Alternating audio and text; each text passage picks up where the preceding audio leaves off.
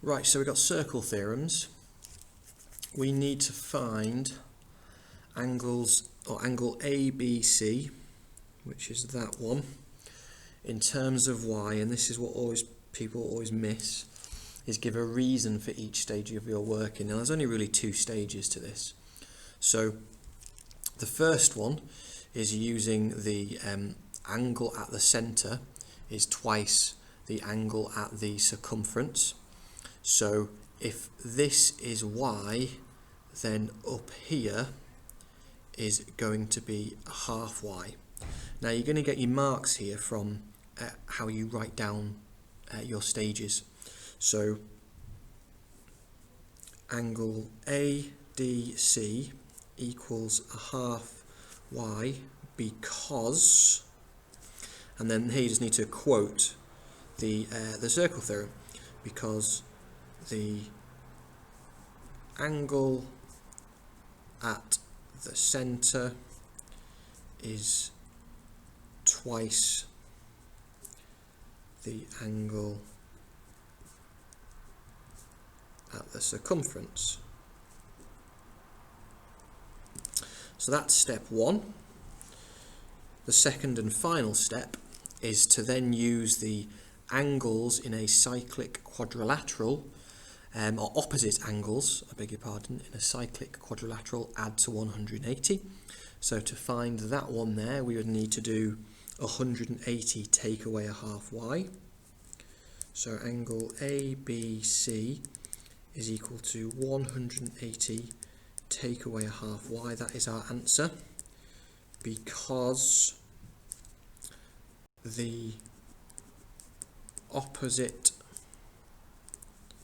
angles in a cyclic quadrilateral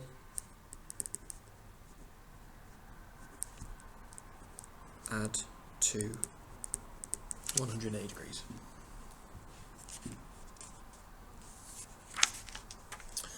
Okay, question 17 is transformations of graphs. This is a really simple 4 marks here for question 17. So write down the coordinates of the minimum point of the curve with equation f of x take 2. Now that is a transformation, and it's a translation in the vector positive 2, 0. In other words, it moves our original graph f of x, it moves it 2 places to the right. So I'm going to move it 2 places to the right. So instead of it being 3, the x coordinate is going to be 5, and the y coordinate remains the same. Part B, this moves it 5 places to the left, and this moves it 6 places up. So when it's x, you do the opposite. When it's outside, or when it's not affecting x, you do what you think it does, in which case it goes 6 up. So we're moving the x coordinate 5 places to the left, so that becomes -2. We're moving it 6 places up, so that becomes 2.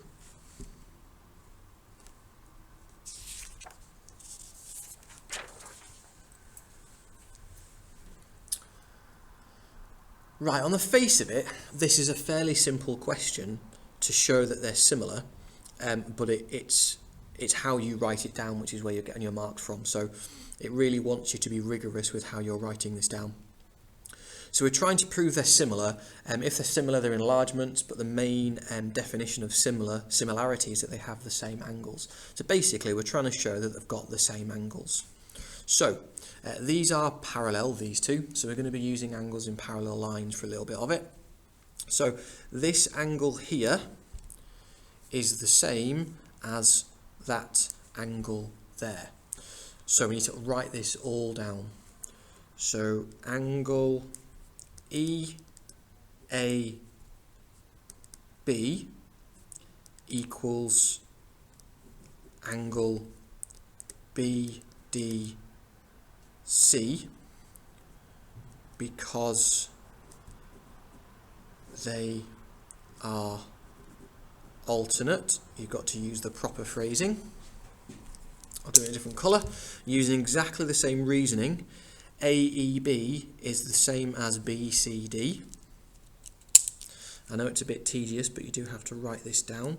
So angle AEB equals angle BCD, and then I can just say because they are alternate.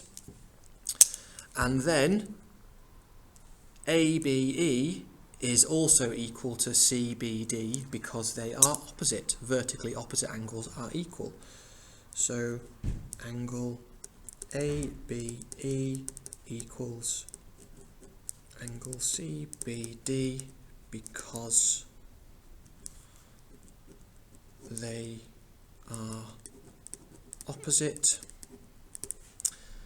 Then we've just got to basically sum up. So as each triangle has all the same